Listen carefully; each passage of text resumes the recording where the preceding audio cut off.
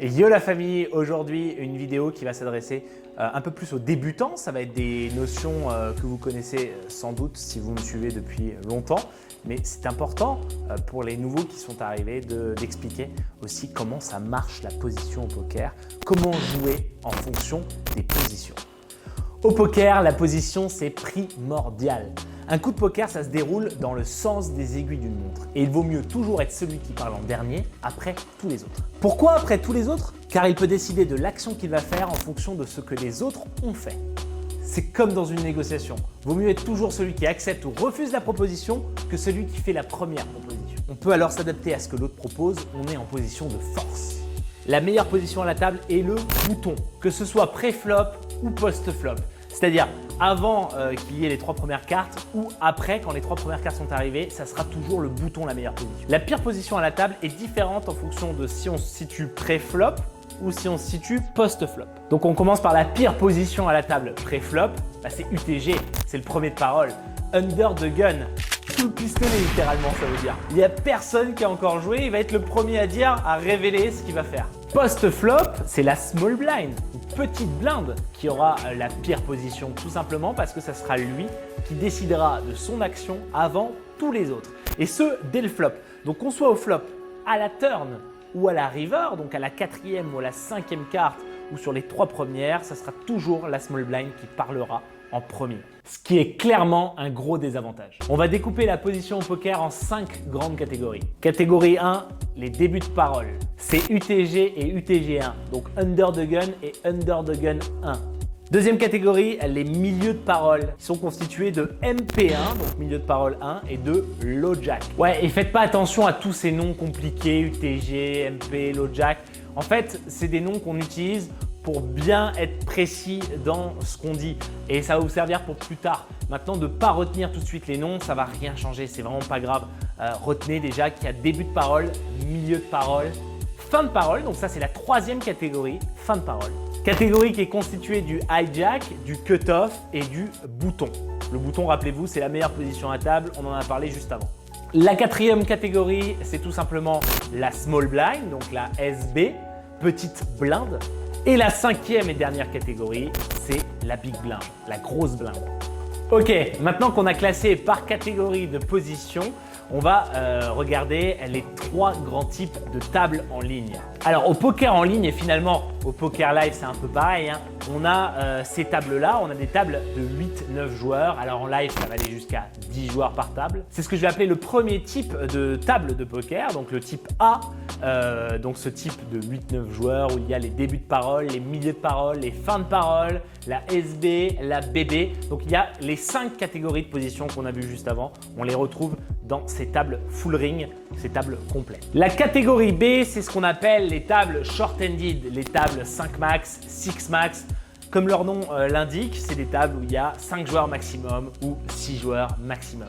Ces tables ne comprennent que 4 catégories de position au lieu de 5. On efface les débuts de parole et on garde uniquement les milieux de parole, les fins de parole, la SB, donc la small blind, et la big blind. Enfin, les tables de 3 joueurs, comme il y en a pas mal, notamment sur les expressos, les spin and go, les sit and go, jackpot, les twisters, que vous connaissez, aussi certaines tables de cash game 3 max, où il y a 3 joueurs. On n'a que 3 catégories de position sur ces tables-là.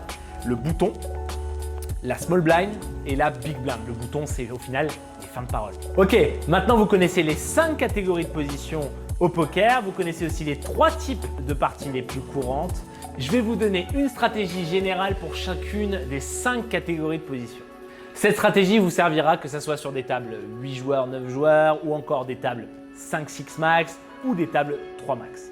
Une stratégie pour la catégorie 1, les débuts de parole. Alors quand vous êtes en début de parole, je vous conseille de jouer très serré, c'est-à-dire jouer très peu de mains finalement, de folder énormément, de jeter vos cartes la plupart du temps, de jouer uniquement les premiums. Il va y avoir toute une table à parler derrière vous, soit 7-8 joueurs qui vont agir après vous. La probabilité que l'un d'eux ait lui aussi une premium, donc une grosse main, est importante. Aussi, vous serez hors de position pendant tout le coup. Face à la plupart des joueurs de la table, si décidez de rentrer dans la main, vous serez complètement hors position. En ce qui concerne la catégorie 2, les milieux de parole, je vous conseille de jouer serré. C'est un peu pareil que sur la catégorie 1, sauf que vous pouvez rajouter une ou deux mains supplémentaires par rapport à la catégorie 1 on considère forcément que les gens de la catégorie 1 ont jeté leurs cartes, que la parole est arrivée à vous, qui êtes en milieu de parole, vous avez encore une flopée de gens derrière vous, donc il va falloir jouer serré, mais vous pourrez augmenter légèrement votre éventail de main. On arrive maintenant sur la catégorie la plus intéressante, la catégorie 3, les fins de parole, et c'est ici que vous allez faire la plupart de vos gains au poker. Dans n'importe quel format, ce sont les positions qui vous rapporteront le plus. En cash game, en tournoi, en sit and go jackpot, c'est là où on fait notre beurre. Attention parce qu'il y a quand même bien des différences entre être au hijack et être au bouton. C'est pas du tout pareil.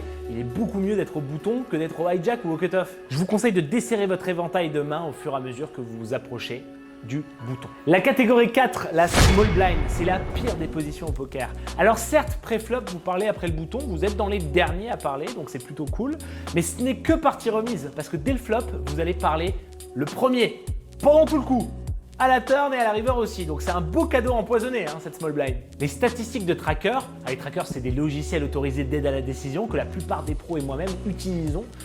Ils ont montré ces statistiques que la small blind c'était la position où on perdait le plus d'argent ou de jetons. Même un pro perd de l'argent en small blind. Et c'est comme ça, on ne peut rien faire. Il va falloir minimiser les pertes dans cette position. Et pour les débutants, je conseille de jouer aussi serré en SB, donc en small blind, qu'en début de parole. Enfin, la catégorie 5, la big blind, c'est un peu moins horrible que la small blind parce qu'on parle en dernier pré-flop et pas en avant-dernier.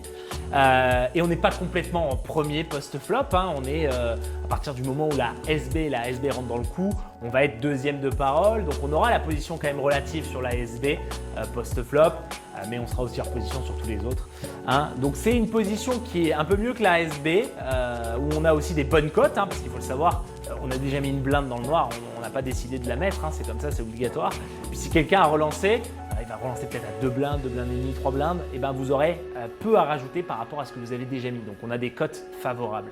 Je vous expliquerai ça dans une autre vidéo YouTube qui est peut-être déjà sortie à l'heure où je vous parle. En ce qui concerne les cotes, j'en parle beaucoup dans les formations en ligne, mais aussi je vais en parler un petit peu dans une autre vidéo YouTube où je vous donnerai les bases à savoir sur les cotes. Alors être en big blind, ça ne veut pas dire qu'il faut jouer toutes les mains pour le coup. Loin de là. C'est souvent ce qu'on a tendance à faire vu qu'on a déjà mis une big blind. Retenez un principe général, c'est que plus vous jouez de mains, donc plus vous choisissez de rentrer dans un nombre de coups important, plus il faut avoir un bon niveau, voire un très bon niveau de jeu pour rentabiliser ces mains-là. Donc il faut être très honnête avec son propre niveau de jeu et savoir que plus on est débutant, plus il faut se concentrer sur les premiums, c'est-à-dire le top 10% des mains du poker. Et c'est souvent la meilleure stratégie que de se concentrer uniquement sur ces mains-là et de folder toutes les autres. Alors justement, dans une autre vidéo, je verrai aussi avec vous qu'est-ce que le top 10% des mains du poker et quelles sont les mains que je conseille de jouer pour un débutant. Si cette vidéo est sortie, vous la trouverez dans la description de cette vidéo. Bon les amis, vous connaissez maintenant le concept des positions qui va vous servir pour comprendre ce qui arrive ensuite, les stratégies plus avancées. Donc c'est un bon départ pour comprendre ces 30 heures de cours que je vous offre maintenant. Donc c'est 30 heures de cours en vidéo où on peut aller encore plus loin. On va aller encore plus loin sur le mental au poker, mais aussi sur les stratégies. Et ce que vous avez appris maintenant va vous servir. En cliquant ici, vous recevez gratuitement ces heures de vidéos de cours. Vous recevez le lien par email pour les consulter autant de fois que vous le souhaitez. Bon gain, bon visionnage. Je vous souhaite une bonne journée, une bonne soirée. Ciao, ciao, ciao.